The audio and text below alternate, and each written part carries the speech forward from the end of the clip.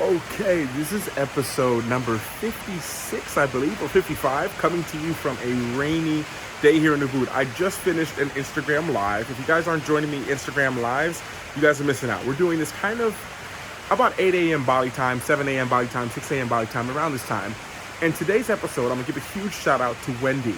Because always in my Instagram Lives, and guys, feel free to jump on Instagram at Lukelifecharms and send me a DM, and I will definitely take your videos into consideration of some videos you'd like to hear, topics you'd like to hear, because on a day like today when it's super, you guys can see, it's super rainy outside, and I'm away from home, kind of just really relaxing, having a little small getaway, your ideas help out, and it's like, well, what can I create today? What would be fun? And that's a huge question that I ask myself. If you guys know, and it's something that I stress to all of my clients, is thinking is only questions. So if you start changing the questions you ask, and look, right now you're thinking like, wait, is that true? Is that true? No, it can't be. Have I been doing this all the time? Wait, is thinking only questions? Oh my gosh, I think it is. Is it? Those are our questions, and you understand. So if you wanted to change your thinking and what you do, because your thinking influences what you do, you just change the questions you ask yourself. And a huge question I'm always asking myself is, how will this be fun? Or the next question I ask myself is, how can I make this fun? And asking these questions makes you think different. It makes you start to notice different things.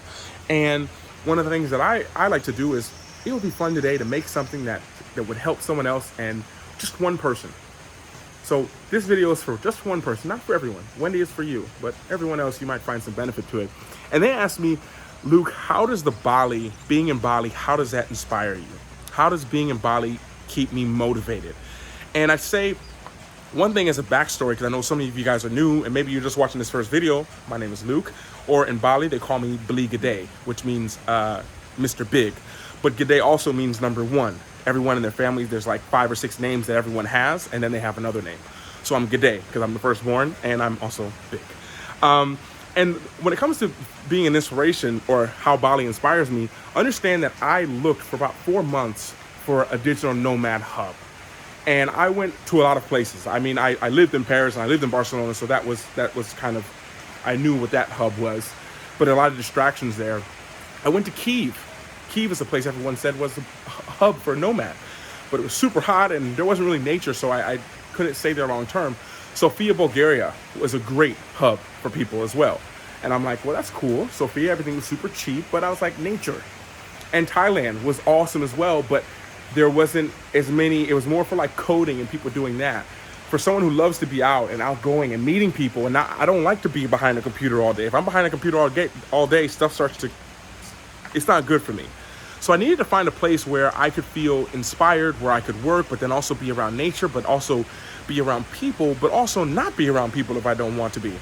So that's when I came to Bali and I discovered Bali, I discovered Bali, it was already here. And I was just like, wow, how does it inspire me? So to get on this list of how it inspired me, and I hope that watching this video can inspire you guys, the number one thing, well, not even the number one thing, the number one thing is always the people. But to start at maybe a random list, there's no order, but I mean, look at this, first of all. Look, the nature. Now, I know I talk super loud, but the nature, it's number one. And there's so many places like this. I mean, I'm in a kind of touristy place. We're staying at a little small villas here right now because we're just away from home. But the nature, you can breathe. Like there's no one around. I can't even see a human. I can just breathe in a place like this. And then when you take your eyes off your computer or your work, you just look around and you're just like, whoa. And what you realize coming to Bali is if you get out of the tourist section, you'll come to a place like this, and there's not one here, but you'll look in the middle of the field and there'll just be a little cafe. And you can just sit at that cafe and work, surrounded by rice fields, which for me brings peace of mind.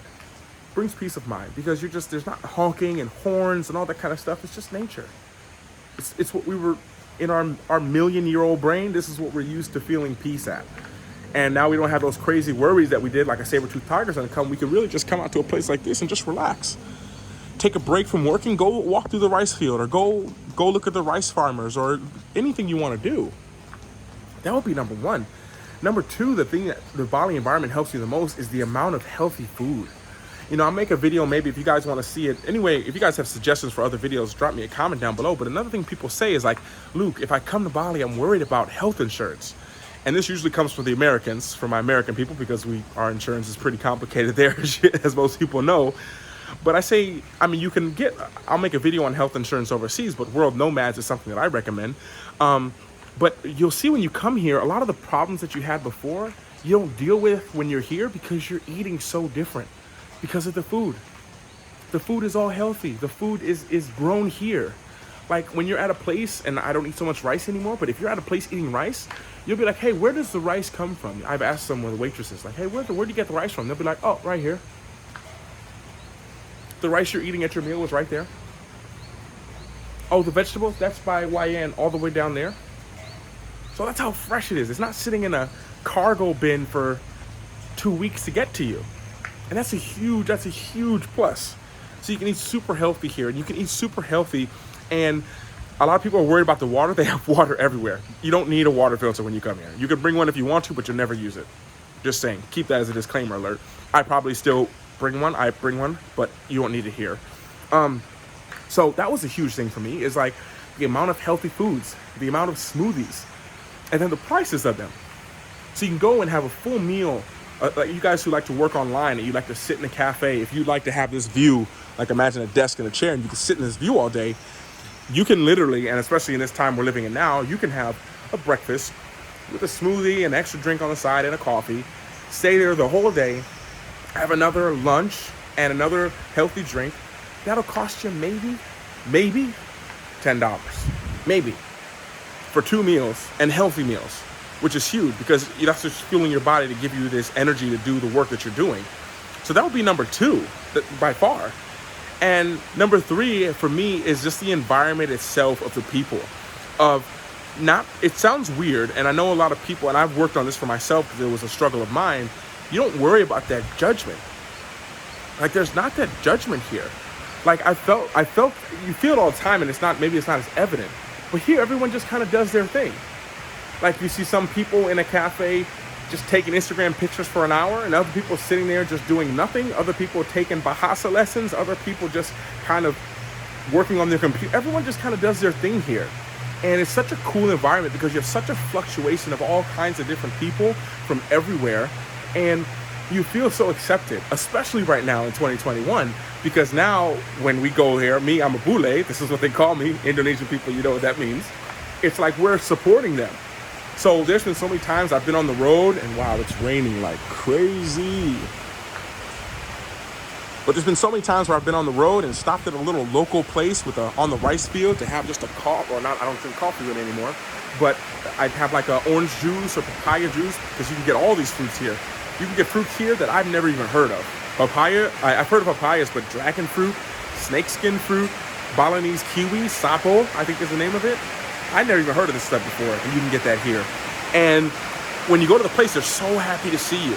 So imagine showing up to work in a place, and when you get there, though, people are so happy to see you because maybe you're their only customer for today, and the joy and attention that you get. And then another thing is like, another way is because it's more trustworthy here as well. Like I kid you not, like I don't do this anymore. I used to do it when I was living in Thailand, but like you can literally leave your computer and just go. Like I'm not joking. Russell, if you're watching this, if you guys know my best friend Russell, who I traveled with early on when I first came here to Bangkok and Vietnam, like he had a thing where he would work. He would leave all of his computer and everything in the cafe, and he'd go across the street and get a 1-hour foot massage. And I thought that was crazy. If you do that in Barcelona, by the time you've walked away from your table, your stuff is gone. And you see that here, and it brings you like a peace of mind. Not because you'd ever do that, because there's a peace of mind. And of course, this is not a suggestion to do it, but for me, that was pretty fascinating. That they're not looking like, I'm gonna take his stuff. Because you have to worry about this in a lot of places. People don't realize it, but I've met a lot of people traveling where they've had their stuff taken. And if you're someone who is relying on your computer where all your work is and then it's gone, like that's that's something to think about. So that's one thing. And then the other thing is like massages. Like I don't think people understand this. Like, and please guys, if you want to jump on a call with me, I have creator calls, 30 minutes, and I have calls where we can talk about Bali and stuff, 45 minutes. It's in the description below. But I don't think people understand. Like, you can get a 1 hour massage for $5. I don't think people understand this. I think if more people understood this, why wouldn't you come here? Like, if people understood, like, in my mind, I'm like, you can live in a villa. You can live in a 2-bedroom villa right now with a daily housekeeper.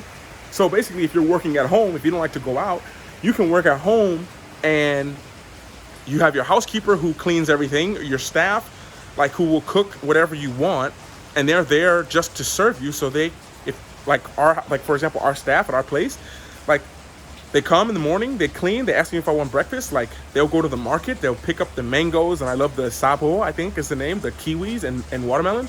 They come home, they cut it all up. All that happens while I'm on Instagram Live or while I'm working, which means that I'm getting my time back. And the beautiful thing here is you get your time back.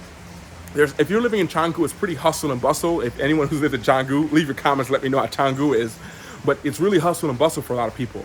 And you find yourself going to 5 or 6 different cafes, and you just kind of go on repeat, and you don't even realize you're on this repeat thing of the day.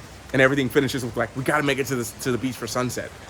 But when you're kind of in a quiet place, you have a nice villa. If people understood, you can get that villa, the 1-bedroom place, you can get it for $600 a month with 2 bedrooms, a housekeeper who does all this stuff for you, a massage that can come to your place for like $8 for an hour massage.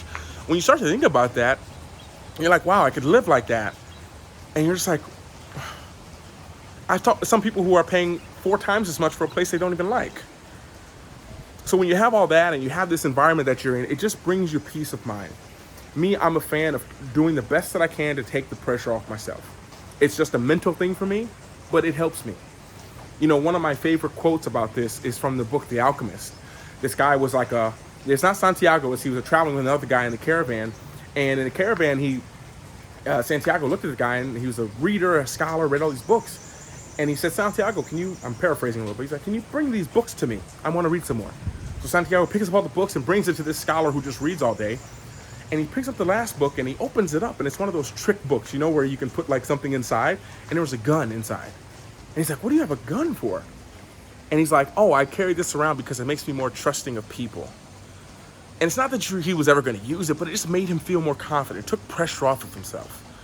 So when you come here and you realize that you can live amazingly, help out the local people, be in a place of peace of mind, and understand that all the things that you go through, like I'm selling all my stuff and I'm moving to Bali, that's what a lot of people have done here. And there's a certain mindset you have to be able to do that. You have to have this acceptance of letting things go. You have to know what you want. You have to conquer your fear of the unknown. You have to live with a bunch of uncertainty.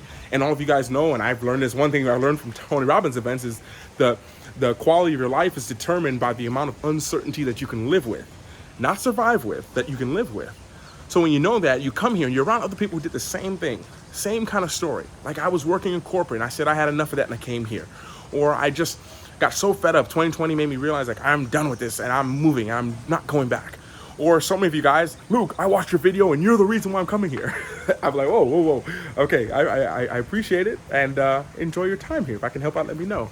And for me, that's one of the main reasons why I find that I thrive in the environment of Bali. That hustle and bustle, you can take that away completely. You go and live in a small village, or where we're at in the north, where it's just, you've seen Creation Station. And I'll maybe do a better tour of it, but it's super chill, super relaxed. Like, it's one of those things where you go there and you just kind of like, you deflate. Like, everyone's brains are swollen, but we can't feel it. Like, if your ankle's swollen or something like this, you feel that. But it's when you come here, you feel all that swelling go down, because now you just look out and you just see nature, peace. And I think that's as a last minute video that I'm filming just right now for you guys, that would be the #1 reason why, for me, I find Bali environment is a place to thrive. And of course, #1 is the people. Everyone's so nice, so friendly.